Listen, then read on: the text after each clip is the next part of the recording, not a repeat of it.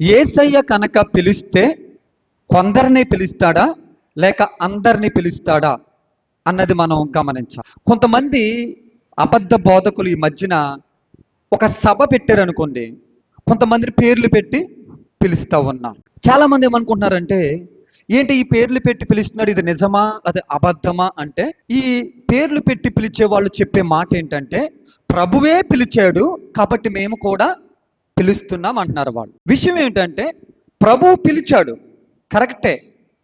ప్రభువు అసలు ఎందుకు పిలిచాడు, నీవెందుకు పిలుస్తున్నావు అన్న తేడా తెలుసుకోవాలి సంఘం. ప్రభువు పిలిచిన విధానం ఏంటి, ఈ వ్యక్తి పిలిచిన విధానం ఏంటి, ఈ రెండిట్ల మధ్యన డిఫరెంట్ తెలుసుకోవాలి సంఘం, తేడా తెలుసుకోవాలి సంఘం. ప్రభువు ఎందుకు పిలిచాడు ఆ కాలాల్లో కొంతమందిని అంటే, తనని వెంబడించమని పిలిచాడు. రెండోది, పిలిచిన వారిని ఎందుకు పిలిచాడంటే తన రాజ్య వారసులుగా చేయడానికి పిలిచాడు. మూడవది, ప్రభువు ఎందుకు పిలిచాడంటే తన వంటి స్వరూపాన్ని పొందుకోమని పిలిచాడు. ప్రభువు ఎందుకు పిలిచాడంటే తన బిడ్డలుగా తన మాట వినడానికి పిలిచాడు. ప్రభువు ఎవరిని పిలిచినా కూడా తన మాట ప్రకారం జీవించమని చెప్పడానికే పిలిచాడు. అంతే తప్ప భౌతికపరమైన వాటి కోసం ప్రభువు ఎవరిని కూడా పిలవలేదు. ఉద్యోగం ఇవ్వడానికో, సంతానం ఇవ్వడానికో, పొలాలు ఇవ్వడానికో, ఆస్తి పాస్తులు పెంచడానికి వారికి ఇవ్వడానికో ప్రభు ఎవరిని కూడా పిలవలేదు. ఆయన పిలిచింది, మీరు సువార్తలు చదువుకుంటే కొంతమంది అక్కడ కూర్చుంటే పిలుస్తాడు ఆయన. ఏమని? మీరు నన్ను వెంబడించండి అంటాడు. ప్రభువు పిలుపు తనను వెంబడించడానికి, ప్రభువు పిలుపు రాజ్య వారసులను చేయడానికి, ప్రభువు పిలుపు తన మాట ప్రకారం పిలిచిన వారు జీవించడానికి. క్రైస్తవ సభ అదొక కూడిక జరుగుతుంది. అక్కడ వచ్చిన జనమందరూ కూడా ఎలా వచ్చారు? ప్రభువు పిలుపునందుకుని వచ్చారు. వాళ్ళు ప్రభువు పిలుపునందుకుని వచ్చారు. వచ్చిన వారందరూ కూడా ప్రభువు పిలిస్తేనే వచ్చారు. మళ్ళీ వచ్చిన వారిలో ప్రత్యేకంగా ప్రభు ఏమి పిలవడు. అబద్ధము బోధించేవారు చేసే పనులు తప్ప అవి మరి ఏ పనులు కూడా కాదు. ఇప్పుడు మీరు కొంతమంది ఈ యొక్క కూడికి వచ్చారు, అది సభకు వచ్చారు. వచ్చిన మీరు దేవుని పిలుపందుకుని మీరు వచ్చారు ఇక్కడికి, ఆయన మాటలు వినడానికి. ప్రభు మిమ్మల్ని ఎందుకు పిలిచాడు ఈ సమయం అందంటే, తన సన్నిధికి మిమ్మల్ని పిలుచుకున్నాడు. ఆయన ఎందుకు పిలుచుకున్నాడంటే మీతో మాట్లాడాలని పిలుచుకున్నాడు. ఆయన మాట మీరు వినాలని పిలుచుకున్నాడు. ఆయన రాజ్యం నిత్య వారసులు మీరు అవ్వాలని పిలుచుకున్నాడు. తన సారూప్యాన్ని మీరు పొందుకోవాలని పిలుచుకున్నాడు. పిలుచుకున్న మీలో మళ్ళీ వచ్చిన మీ అందరిలో మరలా ఆయన ప్రత్యేకంగా ఒకరిలో ఇద్దరిలో మరలా పిలవడు. అలా పిలవడు. ఆయన అందరినీ పిలుస్తాడు. ఆయన యేసుక్రీస్తు అందరికీ ప్రభువు, అందరికీ దేవుడు. ఆయన ఇప్పటికీ ఆయన అందరినీ పిలుస్తున్నాడు. ఎలా పిలుస్తున్నాడు? సువార్త ద్వారా పిలుస్తున్నాడు. ఈ పరిశుద్ధ గ్రంథములో ఆది కాండం మొదలుకొని ప్రకటన గ్రంథం వరకు ఆయన తన సువార్తనిచ్చి తన సువార్త ద్వారా సర్వమానవాళిని పిలుస్తున్నాడు. దేవుడు సర్వమానవాళిని పిలుస్తున్నాడు. అందరినీ పిలిచే దేవుడు ఆయన. కొందరిని పిలిచేవాడు కాదు, అందరినీ పిలుస్తాడు. ఇప్పుడు వచ్చిన వారందరి హృదయంలో ఏదో ఒక సమస్య ఉంటుందా ఉండదా? ఏదో ఒక సమస్య ఉంటుంది. ప్రతి ఒక్క మానవ హృదయంలో ఒక సమస్య ఉంటుంది. ఇప్పుడు ఒక 10 మంది వచ్చారనుకుందాం, 10 మంది మనుషులు ఒక సభకు వచ్చారనుకుందాం.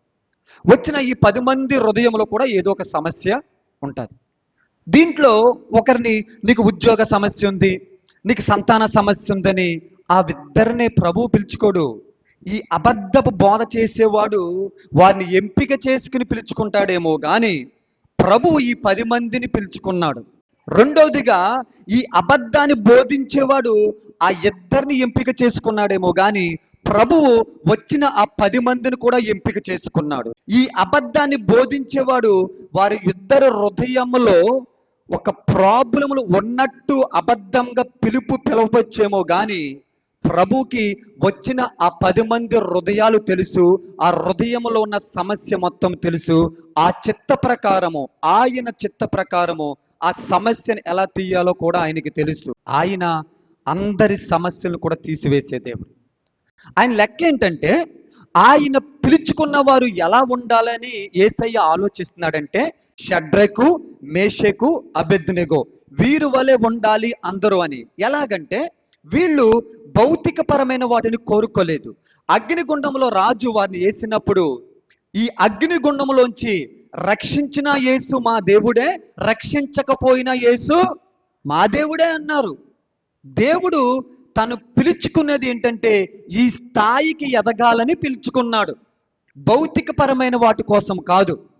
ఇప్పుడు ఉద్యోగం కావాలి అని ప్రత్యేకంగా ఇదిగో నీకు ఉద్యోగం ఇస్తాడు, దేవుడు నిన్ను పిలుస్తున్నాడు అని అన్నాడు. ఆయన లెక్కేంటో తెలుసా? ఆయన పిలుచుకున్న వ్యక్తి ఏమని ఉండాలి అంటే, ఆయన పిలుచుకున్న వ్యక్తి ఏ స్థాయికి ఎదగాలంటే, ఉద్యోగం ఉన్నా దేవుణ్ణి గణపరుస్తాను, ఉద్యోగం లేకపోయినా కూలి పని చేసుకునైనా సరే దేవుణ్ణి గణపరుస్తాను. అది ఆయన ఆ స్థాయికి ఎదగాలని పిలుచుకున్నాడు. అంతే తప్ప నీకు ఉద్యోగం ఇస్తానని పిలుచుకోడు. ఆయన నిన్ను ఆ స్థాయికి పెంచాలని, ఆయన మాటలు వింటే అలా పెరుగుతావని ఆ స్థాయికి ఆయన పిలుచుకున్నాడు. ఇదిగో దేవుడు నిన్నే పిలుస్తున్నాడు, నీ గర్భఫలం ఇస్తాడు అని ఆయన పిలుచుకోడు. ఆయన పిలుచుకున్న వారిని ఎలాగ ఏ స్థాయిలో చూడాలని అనుకుంటున్నాడో తెలుసా? ఈరోజు దేవుడు నాకు గర్భఫలం ఇచ్చి సంతానం ఇచ్చి పిల్లలు ఇచ్చాడు అనుకోండి, ఆ పిల్లలతో కలిసి దేవుడు మేము గణపరుస్తాం. ఒకవేళ దేవుడు నాకు పిల్లలు ఇవ్వకపోయినా పర్వాలేదు, అనేక మంది పిల్లలు దేవుణ్ణి గణపరిచేలాగా నేను ప్రార్థిస్తాను. ఆ స్థాయి కోరుకుంటున్నాడు దేవుడు, దానికి పిలిచాడు. తన రాజ్య వారసులు చేయడానికి పిలిచాడు. షడ్రకు, మేషకు, అబేద్నెగోలాగా ఆ స్థాయికి ఎదగడానికి పిలిచాడు. స్టెఫను వలె ఆ హతసాక్షి స్థాయికి ఎదగడానికి పిలిచాడు. తన రూపాన్ని పొందుకుంటారని పిలిచాడు. నిత్యము ఆ పరలోక రాజ్యంలో ఆయనతో నివసిస్తాడని పిలుచుకున్నాడు. ఈ ప్రాసెస్లో భౌతికపరమైనవి అడుగుతారా? ఉద్యోగాలు, సంతానము, డబ్బు, స్వస్థత అడుగుతారా? అడగండి. ఆయన చిత్తమైతే చేస్తాడు. ఆయన చిత్తములో జరుగుతాయి. ఆయన ఉద్యోగం ఇవ్వగలదుడు, ఆయన స్వస్థపరచగలదుడు, ఆయన ఏదైనా చేయగలదుడు.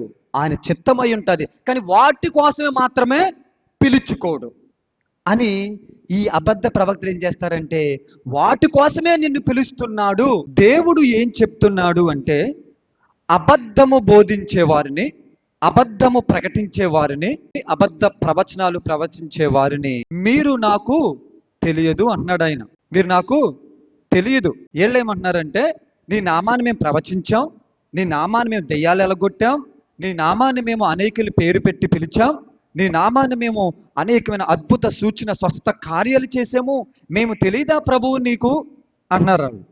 ప్రభువు ఏమన్నారంటే, మీరు నాకు తెలియదు.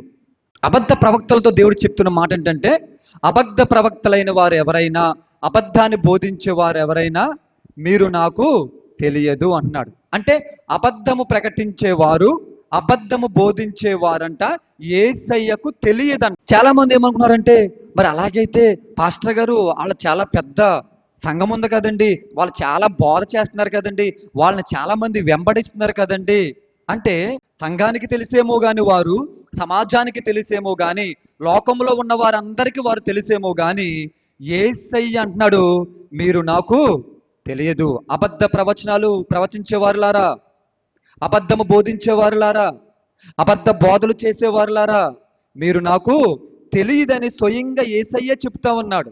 వీళ్ళు ఏం చేస్తారంట, యేసయ్య నువ్వు అలా అంటావేంటి, నీ నామాన్ని మేము దెయ్యాలు ఎలగొట్టాం, నీ నామాన్ని మేము స్వస్థతలు చేశాం, నీ నామాన్ని మేము అనేకలు పేర్లు పెట్టి పిలిచాం, నీ నామాన్ని మేము అనేక అద్భుత కార్యాలు చేశామయ్యా, మేము నీకు తెలియదంటావా? ఎస్, మీరెవరో నాకు తెలియదు. ఎందుకంటే మీరు అబద్ధపు స్వస్థతలు చేశారు, మీరు అబద్ధపు ప్రవచనాలు ప్రవచించారు, మీరు అబద్ధంతో పేర్లు పెట్టి పిలిచారు, కాబట్టి మీరు ఎవరో నాకు తెలియదని మాట్లాడుతున్నాడు ఆయన. ఈ రోజున ఆ అబద్ధము ప్రకటించేవారు, అబద్ధాన్ని బోధించేవారు తెలియకపోయినా పర్వాలేదు, ప్రభుకి పెద్ద నష్టమేమి కాదు. కానీ నష్టం ఏంటంటే, బాధాకరమైన విషయం ఏంటంటే, ఈ అబద్ధ ప్రవక్తల్ని, ఈ అబద్ధాన్ని బోధించే వారిని అనేక వేలాది మంది, వందలాది మంది వెంబడిస్తున్నారు కదా, వారు కూడా ప్రభువుకు తెలియదంట. అబద్ధ బోధకులు ఎవరైతే వెంబడిస్తారో, అబద్ధ ప్రవచనాలు చెప్పేవారిని ఎవరైతే వెంబడిస్తారో వారు కూడా దేవుడికి తెలియదని చెప్తున్నాడు ఆయన. ఇప్పుడు మీ సేవకుడు తెలుసు అనుకోండి ఆయనకి, మీరు కూడా తెలుస్తారు. మీ సేవకుడే ఆయనకి తెలియదు అనుకోండి, మీరు కూడా ఆయనకి తెలియదు. నష్టం అది. ఎవడో ఒక అబద్ధ ప్రవక్త దేవునికి తెలియకపోతే ఆడికి నష్టం. కానీ ఇక్కడ బాధ ఏంటంటే వాడిని వెంబడించే వాళ్ళు కూడా దేవుడికి తెలియదు. అబద్ధాన్ని వెంబడించే వారు దేవుని దృష్టిలో లేరు. అబద్ధ ప్రవక్తల్ని, అబద్ధ బోధకుల్ని వెంబడించే జనాంగము దేవునికి తెలియదు. అది బాధాకరమైన విషయం. దేవుని సంఘముగా మీరు ఎవ్వరూ కూడా అబద్ధ ప్రవక్తల్ని వెంబడించకూడదు. వెంబడిస్తే జరిగే నష్టం ఏంటంటే ఆ అబద్ధ ప్రవక్తలు ఎలాగైతే దేవునికి తెలియదో మీరు కూడా దేవుడికి తెలియకుండా పోయే అవకాశం ఉంది.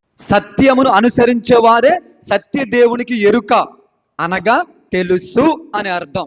అబద్ధము వాళ్ళు బోధిస్తున్నారు కదండి, అబద్ధమే వాళ్ళు ప్రకటిస్తున్నారు కదండి, అబద్ధమే వాళ్ళు ప్రవచనంగా చెప్తున్నారు కదండి, అబద్ధంగా పేర్లు పెట్టి పిలుస్తున్నారు కదండి, అయినా సరే వారిని వందలాది మంది వేలాది మంది వెంబడిస్తున్నారు కదండి అని మీరు నన్ను ప్రశ్నిస్తే, వందలాది మంది వేలాది మంది అబద్ధాన్ని వెంబడించినా అది నిజము అయిపోదు. అబద్ధము అబద్ధమే. సత్యాన్ని ఒక్కరు వెంబడించినా అది సత్యం. అబద్ధాన్ని 1,00,000 మంది వెంబడించినా అది అబద్ధమే. అబద్ధాన్ని 1,00,000 మంది వెంబడిస్తున్నారు కదా అని అబద్ధం సత్యం అవుతుందా? అవదు. అబద్ధము అబద్ధమే. సత్యాన్ని ఒకరు వెంబడించినా సత్యము సత్యమే. కాబట్టి ఈరోజు దేవుని వాక్యం తెలియజేస్తుంది, క్రైస్తవ సంఘమై ఉన్న మీరందరూ, యవన బిడలై ఉన్న మీరందరూ కూడా సత్య సేవకుని, సత్య బోధనే అనుసరించాలి తప్ప అబద్ధ బోధకుని అనుసరించొద్దు, ఫాలో అవ్వద్దు. అది మీకే నష్టం. కొంతమంది అబద్ధ ప్రవక్తలు నేడు ఎలా ఉన్నారంటే, మేము ప్రార్థన చేస్తేనే పిల్లలు పుట్టారు, మేము ప్రార్థిస్తేనే వారికి సంతానం కలిగింది అని అబద్ధ ప్రవక్తలు, అబద్ధాన్ని బోధించేవారు నేడు చెప్పుకుంటూ తిరుగుతున్న మాటలివి. మేము ప్రార్థిస్తేనే వారికి సంతానం కలిగింది అంటున్నారు. ఎవరు?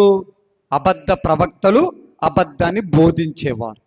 విషయం ఏమిటంటే పట్టణాల్లో, పల్లెల్లో, గ్రామాల్లో ఉన్న సేవకులందరూ కూడా తమ సంఘములో ఉన్న ఎవరికైనా గర్భఫల సమస్య ఉంటే, సంతానము లేకపోతే వారి కోసం వారి స్థానిక సంఘ కాపరులు ప్రార్థిస్తున్నారు. ఆ ప్రార్థన ఆలకించి దేవుడు వారికి ఆయన చిత్త ప్రకారం గర్భఫలం ఇస్తున్నాడు. కానీ విషయం ఏంటంటే ఆ పల్లెల్లో, ఆ గ్రామాల్లో, ఆ పట్టణంలో వారి ప్రార్థన దేవుడు ఆలకించి తమ సంఘాల్లో ఉన్న బిడ్డలకు సంతానము అనుగ్రహిస్తున్నాను. వీళ్ళెవరు కూడా తమను తాము ఎక్స్పోజ్ చేసుకోరు. మేము ప్రార్థిస్తేనే వీళ్ళకి పిల్లలు పుట్టారు, మేము ప్రార్థిస్తేనే వీళ్ళకి గర్భఫలం వచ్చిందని ఎవరు కూడా డొప్పేసుకుని చెప్పుకోవట్లేదు. వాళ్ళు సత్య సేవకులు. ఎందుకంటే మేము ప్రార్థిస్తే కాదు, సత్యదేవుడు ఇస్తేనే వారికి సంతానం కలిగింది అంటున్నారు వాళ్ళు. కానీ ఈ అబద్ధాన్ని బోధించేవారు, ఈ అబద్ధపు ప్రవచనాలు ప్రవచించే వాళ్ళు ఏమంటున్నారంటే కనుక అడ్వర్టైజ్మెంట్లు వేసుకుంటున్నారు. మేము ప్రార్థిస్తేనే వారికి పిల్లలు పుట్టారు, మేము ప్రార్థిస్తేనే వారికి గర్భఫలం ఇచ్చాడు దేవుడు, మేము ప్రార్థిస్తేనే. యేసయ్య సర్వమానవాళికి గర్భఫలపు ఆశీర్వాదం ఇచ్చాడు. ఎప్పుడైతే దేవుడు ఆదాముని అవ్వని పిలిచి మీరు భూమిని నిండించి అభివృద్ధి చెందండి అని చెప్పాడు ఆయన, అది గర్భఫల ఆశీర్వాదం. ఆదాము అవ్వ గర్భపు ఆశీర్వాదం ద్వారా అవ్వకి ఇచ్చిన ఆశీర్వాదం సర్వమానవాళి ఉన్న స్త్రీలకు వర్తిస్తుంది. యేసయ్యకేమో ఈ భూమి మీద తన స్వరూపమనందున్న మనుషులు విస్తరించాలని ఆయన ప్రణాళిక. యేసయ్య చేతి పనులైన మనుషులు ఈ భూమి మీద నిండిపోతారు, విస్తరిస్తారని గర్భఫలం మీద దెబ్బ కొట్టింది సాతానుడు. మరలా దేవుడు ఎంత గొప్పవాడంటే పరమ వైద్యుడైన యేసయ్య భూమి మీద వైద్య వృత్తిని ఏర్పరిచి మరలా ఈ గర్భాన్ని రిపేర్ చేయడం మొదలు పెట్టాడు ఆయన. ఈ రోజున గర్భఫల సమస్య అన్నది భూమి మీద అనేకుల్ని పట్టి పీడిస్తున్న పెద్ద సమస్య, పిల్లలు లేని సమస్య. ఎందుకంటే అది చాలా ఘోరంగా ఉంది. పిల్లలు లేకపోవడం చాలామంది వేదనకు గురి చేస్తూ ఉంది. ఇది మానవాళికి ఈ గర్భఫల సమస్య చాలా పెద్దదిగా ఉంది, చాలామంది బాధపడుతున్నారని తెలుసుకుని కొన్ని హాస్పిటల్ క్యాష్ చేసుకుంటున్నాయి. ఏం చేసుకుంటున్నాయి? క్యాష్ చేసుకుంటున్నాయి. మా హాస్పిటల్కి రండి, మేము సంతానం కలిగించేలా ప్లాన్ చేస్తాం, మా హాస్పిటల్కి రండి, ఇక్కడికి వస్తే సంతానం కలుగుతుంది అని అడ్వర్టైజ్మెంట్లు చేసుకుని డబ్బు గుంజేస్తున్నాయి. కొన్ని కొన్ని మంచి మంచి హాస్పిటల్ ఉన్నాయి, నిజంగా వాళ్ళు స్వచ్ఛందంగా సేవా విధానంలో చేస్తున్నారు, చాలా మంచిది హాస్పిటల్స్. అన్నివి చెడ్డవని మనం చెప్పకూడదు. అలాగే కొన్ని మతాల్లో కూడా కొంతమంది ఈ గర్భఫల సమస్య చాలా పెద్దదిగా ఉంది కాబట్టి మనం క్యాష్ చేసుకోవచ్చని కొన్ని మతాలు వారు కూడా వారి మతాల్లో ఉన్న కొన్ని మార్గాల్ని అడ్డు పెట్టుకుని జనాల దగ్గర డబ్బు గుంజుతున్నారు, ఈ సంతానం లేమి సమస్యను అడ్డు పెట్టుకుని. అదేవిధంగా క్రైస్తవంలో కూడా కొంతమంది పాస్టర్లు ఏం చేస్తున్నారంటే, దొంగ పాస్టర్లు, అబద్ధ ప్రవక్తలు, అబద్ధాన్ని బోధించేవారు. గర్భఫల సమస్య 100లో 80 మందికి ఉంటుంది, 90 మందికి ఇదే సమస్య ఉంటుంది కాబట్టి ఇది చాలా పెద్ద సమస్యగా ఉంది కాబట్టి దీన్ని అడ్డు పెట్టుకుంటే మనము క్యాష్ చేసుకోవచ్చు అని కొన్ని హాస్పిటల్లో ప్లాన్ చేసినట్టు, కొన్ని మతాల్లో అబద్ధపు విధానం ఉండేవాళ్ళు ప్లాన్ చేసినట్టు, క్రైస్తవంలో కూడా కొంతమంది దొంగ ప్రవక్తలు ప్లాన్ చేసుకుని వాళ్ళు ఏం చేస్తున్నారంటే, మేము ప్రార్థిస్తేనే దేవుడు మీకు గర్భఫలం ఇస్తున్నాడు, ఇదిగో నేను ప్రార్థన చేశాను వాళ్ళకి పిల్లలు పుట్టాడు, అమ్మ చెప్పు, నువ్వు చెప్పు. అడ్వర్టైజ్మెంట్. అతను ప్రార్థన చేస్తే కాదు, దేవుడు ఇస్తేనే. అనేక మంది స్థానిక సంఘ కాపరులు తమ సంఘములో ఉన్న బిడ్డలకు సంతానం లేమి ఉంటే, గర్భఫలం లేకపోతే వారు ప్రార్థిస్తుంటే దేవుడు ఆ ప్రార్థన ఆలకించి ఆయన చిత్త ప్రకారం గర్భఫలం ఇస్తున్నాడు. కానీ వారు చెప్పుకోరు, మేము ప్రార్థిస్తే అనరు, వాళ్ళు యేసయ్య ఇస్తున్నాడు అంటారు. ఎందుకంటే వాళ్ళు సత్య బోధకులు. అబద్ధ బోధకులు ఏమంటారంటే, మేము ప్రార్థిస్తేనే ఇస్తాడు, మా ప్రార్థనలో అంత ఉంది అంటారు. ఎవరైతే నా ప్రార్థన ద్వారా వీళ్ళకి గర్భఫలం వచ్చింది అని చెప్పాడంటే వాడు అబద్ధికుడు, వాడు అబద్ధ బోధకుడు, వాడు అబద్ధ ప్రవచనాలు ప్రవచించేవాడు. కాబట్టి సంఘమై ఉన్న మీరు కానీ యవన బిడలైన మీరు ఎవ్వరు కూడా అటువంటి అబద్ధికుల్ని మీరు వెంబడించొద్దు. దేవుడు మీరు ప్రార్థించినా కూడా ఆలకిస్తాడు, ప్రార్థనలో ఆలకించే దేవుడు. దేవుని మాటలు వినడానికి సన్నిధికి వచ్చిన మీరందరూ కూడా తెలుసుకోవాల్సిన విషయం ఏంటంటే, సార్వత్రిక సంఘమై ఉన్న బిడలందరూ కూడా తెలుసుకోవాల్సిన విషయం ఏమిటంటే, అబద్ధాన్ని చూసి అబద్ధం తయారవుతుంది. యవన ప్రాయములో సేవకు వచ్చే యవనస్తులు కూడా ఈ విషయం తెలుసుకోవాలి. అబద్ధాన్ని చూసి అబద్ధం తయారవుతుంది బోధలో. ఎలాగంటే, అబద్ధ ప్రవచనాలు ప్రవచిస్తుంటే, అబద్ధాన్ని బోధిస్తుంటే డబ్బు వస్తుంది, పేరు వస్తుంది. కాబట్టి ఈ అబద్ధంలోనే ఎదుగుదల ఉందనుకుని అబద్ధాన్ని చూసి మరొక అబద్ధ బోధకుడు తయారవుతున్నాడు. అబద్ధములోనే ఎదుగుదల ఉంది, అబద్ధములోనే వేలాది మంది వెంబడిస్తున్నారు, అబద్ధములోనే డబ్బు వస్తుంది, అబద్ధంగా బోధిస్తుంటేనే పేరు వస్తుందనుకుని రాబోయే యవన సేవకులందరూ కూడా ఈ అబద్ధాన్నే పట్టుకుని అబద్ధాన్ని చూసి అబద్ధము తయారవుతే రేపు సమాజంలో దేవుని సంఘములో ఉన్న బోధకులందరూ ఎవరుంటారు? అబద్ధికులే ఉంటారు. కాబట్టి మనము ఏం చేయాలంటే, యవన ప్రాయములో సేవకు వచ్చే వారికైనా ఆల్రెడీ సేవ చేస్తున్న వారికైనా మనమందరము ఏమి తెలియజేయాలంటే, అబద్ధ బోధకుడు చూసి మీరు కూడా అబద్ధాన్ని బోధించొద్దు. అబద్ధ బోధకుడు ఈ తక్కువ సమయంలో బాగానే ఉంటుంది, మీరు చెప్పినట్టు వాడికి ధనం వస్తుంది, పేరు వస్తుంది, అనేక మంది వెంబడిస్తారు. కానీ వాడు అబద్ధాన్ని పునాదిగా చేసుకుని, ఇసుకను పునాదిగా చేసుకుని తన సామ్రాజ్యాన్ని కట్టుకున్నాడు. ఒక రోజున వరద వస్తుంది, తుఫాన్ వస్తుంది, గాలివాన వస్తుంది. ఆ వాన, ఆ గాలివాన, ఆ తుఫాను వచ్చేది ఎక్కడి నుంచి అంటే యేసు మహారాజు దగ్గర నుంచి. అప్పుడు ఈ ఇసుక పునాదులన్నీ, ఈ అబద్ధపు పునాదులన్నీ కూలి నాశనం అయిపోతాయి. పేక మేడలు కూలిపోయినట్టు కూలిపోతాయి. అబద్ధం ఒక రోజున కూలిపోతుంది, అబద్ధం ఒక రోజున నేలమట్టం అయిపోతుంది. కానీ సత్యమును బోధించేవారు, సత్యమును బండను పునాదిగా చేసుకుని, బండ అనగా క్రీస్తుని పునాదిగా చేసుకుని ఎవరైతే తమ సంఘాన్ని కట్టుకుంటారో, అది తుఫాన్ వచ్చినా, వరద వచ్చినా, గాలివాన వచ్చినా, సునామీ వచ్చినా, ఏమొచ్చినా సరే అది నిత్యము నిలబడతాది. అబద్ధాన్ని పునాదిగా చేసుకుని, అబద్ధ ప్రవచనాల్ని పునాదిగా చేసుకుని, అబద్ధపు బోధలను పునాదిగా చేసుకుని, పేర్లు పెట్టే అబద్ధాన్ని పునాదిగా చేసుకుని, అబద్ధ ధనాపేక్ష బోధల్ని పునాదిగా చేసుకుని, ఈరోజు కొంతమంది అబద్ధ బోధకులు తమ సంఘాల్ని కట్టుకుంటున్నారు. వారికి తాత్కాలికంగా పబ్బం బాగానే గడుస్తుంది, డబ్బు వస్తుంది, పేరు వస్తుంది, మనుషులు వెంబడిస్తారు. కానీ ఒక రోజున పేక మేడలు కూలిపోయినట్టు కూలిపోతాయి అవి. కాబట్టి దయచేసి ఇక్కడున్న యవనస్తులైన మీరైనా సరే అబద్ధ ప్రవక్తలను వెంబడించొద్దు. అవి కూలిపోయే పరిస్థితుల్లో ఉన్నాయి. రాబోయే యవన సేవకులైనా, ఆల్రెడీ సేవ చేస్తున్న వారైనా సరే అబద్ధాన్ని చూసి అబద్ధం తయారవుతా ఉంది ఈ కాలాల్లో. ఆల్రెడీ మీరు ఒకసారి ఆలోచిస్తే తెలిసిపోతుంది మీకు. ఇక్కడ ఉన్న బిడ్డలుగా మీరు అందరూ ఒకసారి ఒక నిమిషం ఆలోచిస్తే, ఎస్ పాస్టర్ గారు చెప్పేది నిజమే కదా, అతను అబద్ధ బోధకుడు, అతను చూసి ఇతను తయారయ్యాడు, ఇతను చూసి ఇంకొకటి తయారయ్యాడు, కరెక్టే కదా ఇది? ఎస్, ఇప్పుడు అదే జరుగుతుంది. అబద్ధాన్ని చూసి అబద్ధం తయారవుతుంది. నా భయం ఏంటంటే, నా బాధ ఏంటంటే, రేపొద్దున ఇదే అబద్ధాన్ని చూసి అందరూ అలాగే తయారవుతే యేసయ్య సత్య సంఘములో అబద్ధ బోధకులు ఎక్కువైపోతారు. అందుకే మనం హెచ్చరించాలి, మన సంఘానికి తెలియజేయాలి. రాబోయే సేవకులకు కానీ, ఆల్రెడీ సేవ చేస్తున్న వారికి కానీ అబద్ధము చూసి మీరు అబద్ధకులుగా తయారవద్దు. మీకు దేవుడు ఇచ్చింది 10 మందినైనా సరే, ఆ 10 మందితోనే సత్యమును బోధించండి. మీ దగ్గర ధనము లేకపోవచ్చు, కానీ ధనముకు మించి ధనవంతుడైన యేసయ్య మీతో ఉన్నాడు. ధనము లేదని మీరు అబద్ధం వైపు అడుగులు వేయొద్దు.